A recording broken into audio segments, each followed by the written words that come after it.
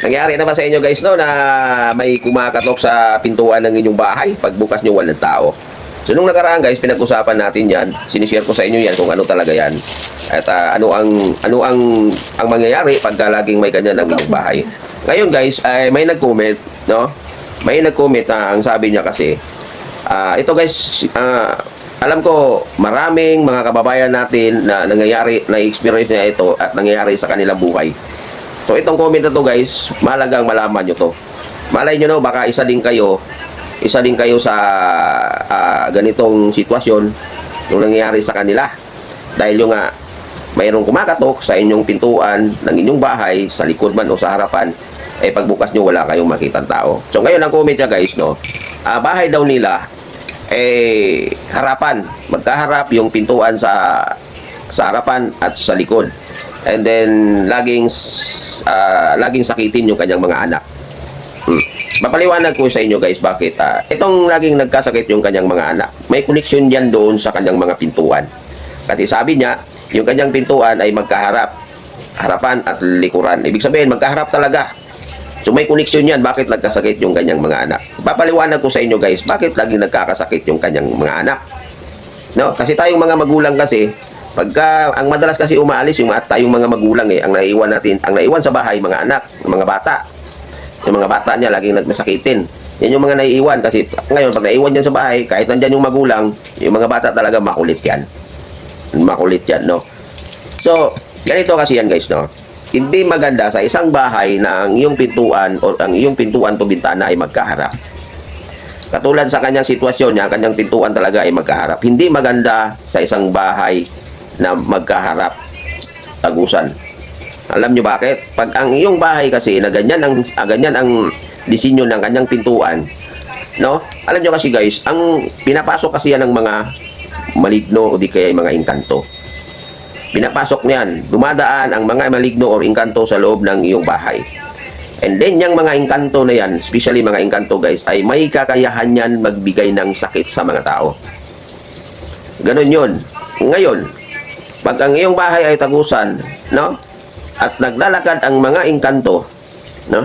Naglalakad ang mga engkanto at natumbok nila ang iyong bahay, natumbok nila ang inyong pintuan ng iyong bahay at tagusan yan. Sa madaling salita guys, ang engkanto ay papasok sa loob ng iyong bahay at dadaan sila.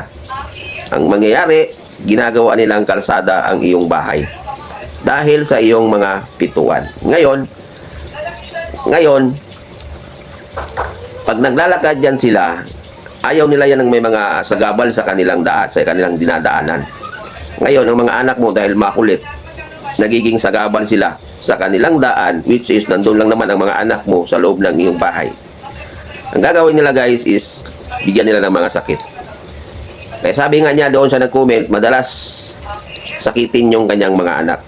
So, ang mangyayari sa'yo guys is magiging problema mo na yan. Kasi sa tuwing nagkasakit ang iyong anak, tayo naman pagka nagkasakit, lalo na pag bata pa, no? Pag nagkasakit, wala tayong ibang pupuntahan kundi hospital agad, doktor agad. So, gastos ang inaabot mo. May kunting pera ka, nakaipon ka, sumahod ka ngayon, ilang araw lang nagkasakit na naman yung anak mo. So, ang gagawin mo, itatakbo mo na ngayon sa ospital. Pero hindi mo alam, ikaw wala, hindi mo naman kasi alam, akala mo, hindi mo alam, na kaya nagkasakit ang iyong mga anak, no? Yung mga bata, kaya sila nagkasakit dahil sa iyong mga pintuan na magkaharap. No, sana itong video na to ay makakatulong to sa nag-comment. And then hindi lang sa nag-comment, doon sa mga taong parehas kayo ng senaryo. So ang may papayo ko diyan guys is kailangan mong isara ang isa sa mga pintuan mo.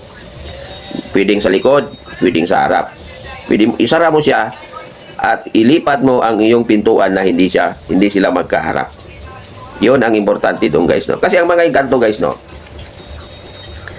Tayong mga tao, kahit gaano tayo karami, halimbawa, 50 kayo katao, naglalakad kayo.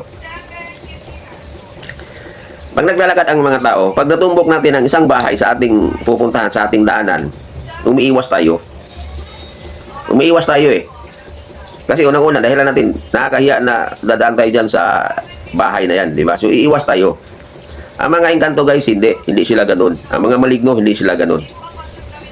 Pag naglalakad sila, pag natumbok nila ang iyong bahay at nakita nila na ang iyong mga pintuan ay tagusan, o di kaya ang iyong pintuan to bintana ay tagusan, o di kaya ang iyong bintana at pintuan ay tagusan, o di kaya ang iyong bintana to bintana ay tagusan. Hindi yan sila lilihis. Hindi yan sila lilihis. Talagang dadaan, papasok yan sa bahay mo, and dadaan talaga yan sila sa loob ng bahay mo. Ganun ang mga engkanto. Eh, sabi ko nga, may kakayahan silang mamimigay ng sakit sa mga tao. Ganun yun guys, no? Ganun ang mga engkanto. Ngayon, kung halimbawa may 1,000 engkanto na naglalakad, ang lakaran ng mga engkanto guys, hindi yan katulad sa atin na pwede tayong mag-umbuk-umbukan, no? Magkatabi tayo naglalakad, di ba? Magkatabi-tabi tayo naglalakad, di ba? Ang mga engkanto guys, hindi sila ganun. Ang lakaran nila hindi. Nakalinya yan sila one by one. Hindi yan katulad sa mga tao na pag naglalakad tayo, pwede tayo nga sabay-sabay tayo maglalakad, ganyan. Di ba? Magtabi-tabi tayo maglakad. Ang mga engkanto hindi, one by one yan sila. Ayan sila maglakad. Nakalinya yan sila. Ngayon, kung 1,000 sila ngayon, natumbok na lang yung bahay mo, isipin mo. At araw-araw silang naglalakad, may pinupuntahan sila, pumunta sila sa kanilang mga kaibigan sa ibang lugar. Isipin mo, 1,000 araw-araw ang dumadaan sa loob ng bahay mo. Isang araw papunta doon, 1,000 din pabalik. So ano ang solusyon diyan para hindi na magkasakit at hindi na magiging daanan ang iyong bahay ng mga engkanto? Is kailangan mo talagang baguhin ang mga pintuan mo. So paano mo siya baguhin? Isara mo yan, yung isa dyan. Depende sa iyo kung alin ang kursunada mong ilipat ng pintuan, sa likod ba o sa harapan. Isara mo yung isa dyan, and then ilipat mo, no? Maghanap ka ng ibang porsyon na pwede mong gawing pintuan. Hindi naman kasi pwede na ang bahay ay iisa lang ang pintuan. Kailangan talaga dalawa, di ba? So yun lang guys, no? Sana itong video na to ay nakakatulong doon. Magbibigay sa kanya ng idea doon sa isang nag-comment doon sa ginawa kong video. And sana itong video din ay nakakatulong din sa mga taong nakakaranas ng ganito. No? Nakakatulong to. I'm sure yan guys, no? Kaya masabi mo na lang, buwisit na buhay to. Di ba? Buwisit na buhay to. Lagi na lang nagkasakit ang mga anak ko. Di ba? Kung ano-ano na lang ang ibibintang mo. Di ba? Pero ang problema pala, yung pintuan mo, yung disenyo ng iyong pintuan. Yun guys, no? So yun lang guys, no? Kapit tayo. Sana itong video na to nakakatulong to.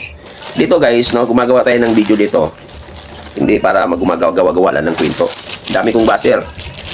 Dami, pero wala tayong magagawa. Ang ginagawa kong video dito guys ay nakakatulong to sa mga kababayan natin, nagbibigay sa kanila ng mga idea. No? So, yun lang. Tulad na lang nito. So, gawin mo yan. Baguhin mo, and then obserbahan mo kung lagi pa bang magkasakit ang mga anak mo pag binago mo yan. Yun lang may papayo ko doon sa nag-comment, baguhin mo yung pintuan mo. Baguhin mo siya. Kung kinakailangan gumastos ka, gastusan mo. Kasi the more na hindi mo babaguhin yan, laging, nako, tadtarin, gumaling yung anak mo, gumaling yung mga bata. Makalipas lang ng 1 linggo, nagkasakit na naman. Ang punta, ang pera mo, ang mga blessing mo na, di ba? Ang blessing na natanggap mo, napunta lang doon sa hospitalization. Ang dahilan, because of your door na magkaharap. So yun lang guys, kape tayo. Kape, gatas pala. Gatas tayo. Huwag nyo kalimutan guys, follow yung Facebook page ko. Kuya Kernel ang inyong lingkod.